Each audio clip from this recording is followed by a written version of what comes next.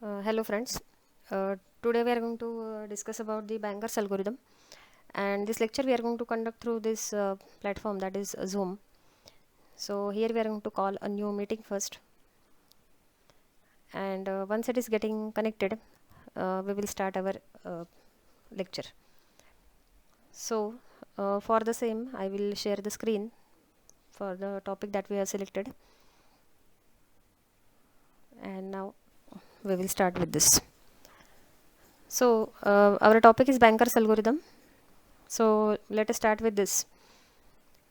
Now in this multiple processes are running, as you can see here, P1, P2, P3 and P4, and they need resources for the execution R1, R2 and R3. So a matrix will be formed, processes versus resources, and depending on the different contents, we have given the different names here, as you can see. So first matrix is the maximum matrix. So P1 is able to complete the task when it will get 4 instances of R1, 3 instances of R2 and 3 instances of R3.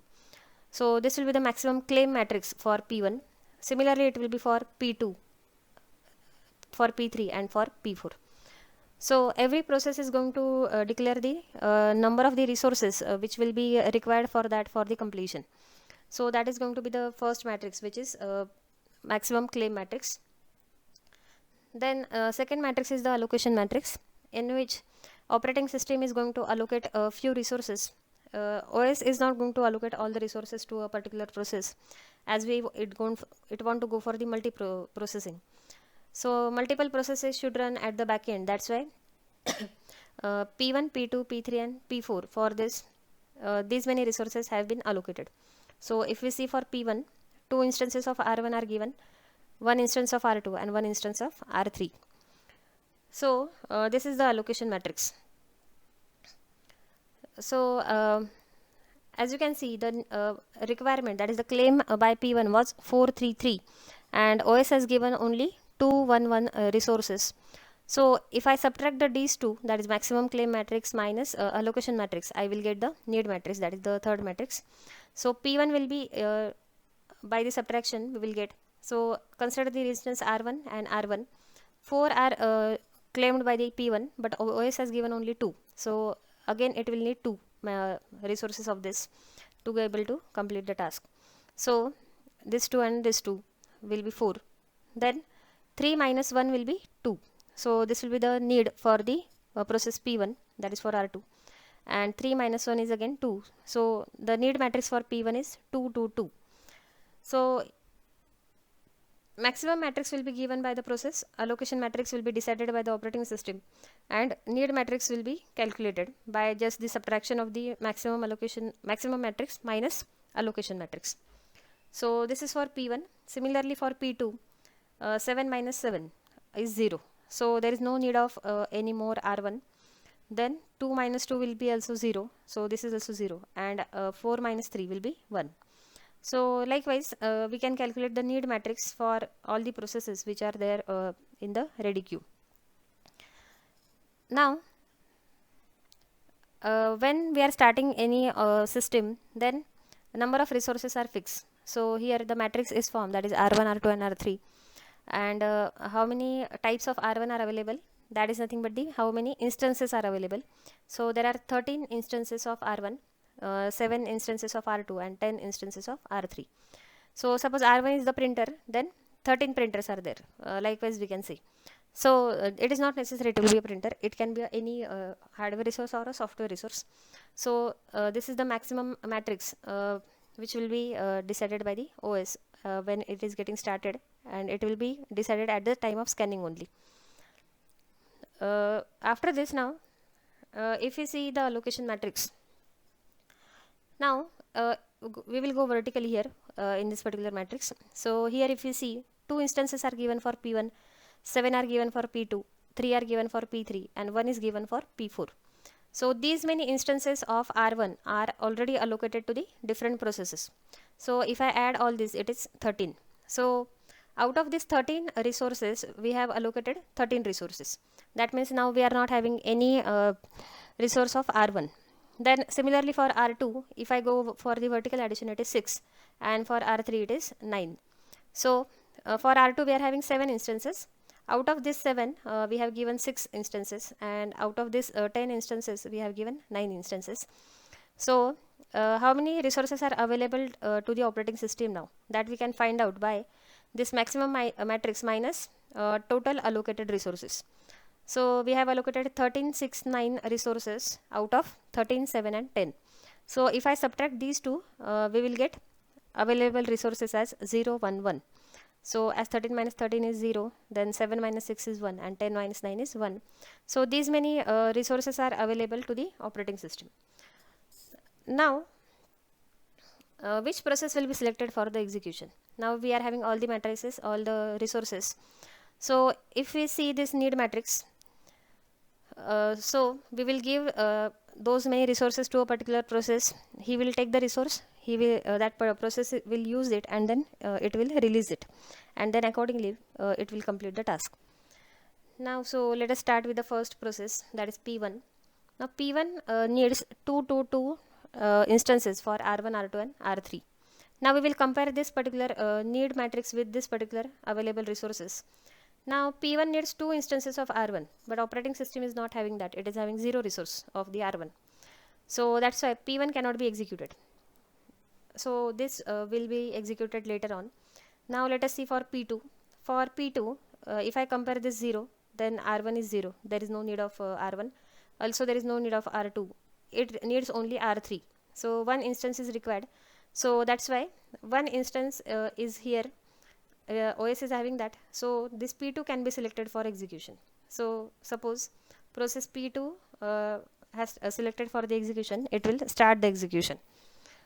Now how this execution will take place and how the other resources will change, that we are going to see now.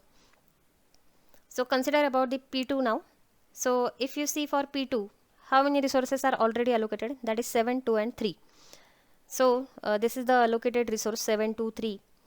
What is the need matrix? So additional resource required are 0, 0, 1. So this value I have taken here, that is 0, 0, 1.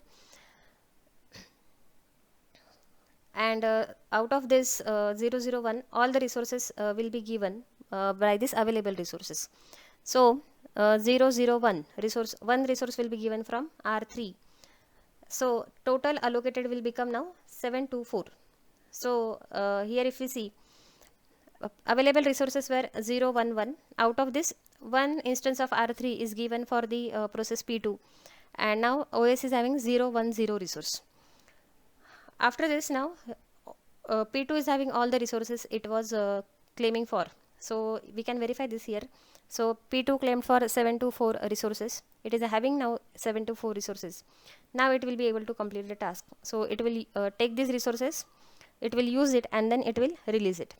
Suppose it has used and completed the task. Now where these resources will go? Once they were allocated, P2 was the owner of that. But then when it will complete the task, those will be returned back to the operating system. So this previous available resources plus the released resources by this P2. So that will be this 7, 2, 4 plus this 0, 1, 0. So that will be 7, 3, 4.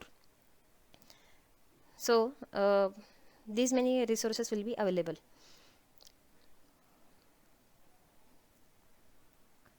Now previous available resources I have carried out here. So that is 7, 3, 4. Now if we again compare this with the next process, that is 1, 0, 3. Now we want to select the next process for execution. So go for comparison of the next process, that is P3 and then P4. So need of P3 is 1, 0, 3, and operating system is having 7, 3, 4 resources. So yes, as these available resources are more, we can give it to this P3, and now P3 is selected for the execution. P3 will start execution. Okay, so already operating system at the starting has given 3, 2, 2 resources. So allocated resources are 3, 2, 2. Then need was 1, 0, 3. So this 1, 0, 3 resources will be given from this 7, 3, 4 resources. So here 1, 0, 3 will be given. So total allocated resources to this P3 are 4, 2, 5. Now after giving 103 resources, operating system will be left with the 631 resources with it. And now P3 is having all the resources. Verify this particular total allocated with the claim matrix. They are same. As they are same, P3 will be able to complete the task, and then it will use the resources, it will release it. Once it is released, they will be added in the previously available. So 6 plus 4 is 10, then 3 plus 2 is 5, and then 5 plus 1 is 6. So after completion of P3, 10, 5, 6 resources are available with the operating system. So here the safe sequence is given. Initially P2 was executed, and then P3 is executed now. Now available resources are 10, 5 and 6. Now next process is in the queue is P4. So P4 needs 420 resources. So as the number is less than the available resource, we can give it. V means operating system can give it. And then if you see here, allocated resources are 113. So 113 resources are already given. Now 420 resources are given out of this 10, 5 and 6. And now it is having 533 resources. Compare this particular total allocated resource with the claim matrix. So they are same. As it is same, now the process can execute and complete the task. When it has completed, again it will release all these resources. Okay. So previously available resources after giving this 420 were 636. So in this 636, this 533 will be added, and then we will get the available resources. So now we are having 11, 6 and 9 resources with the operating system. And now only one process is remaining, that is P1. So now P1 will be selected for the execution. And if we see here, allocated resources for P1 are 211. So this is 211. Need for P1 is 222. So 222 will be given out of this 11, 6, 9. When it gives 222, OS will be remaining with the 9, 4 and 7 resources. So P1 is having now how many resources? Total resources, that is 433. Go for vertical addition here. So that will be 433.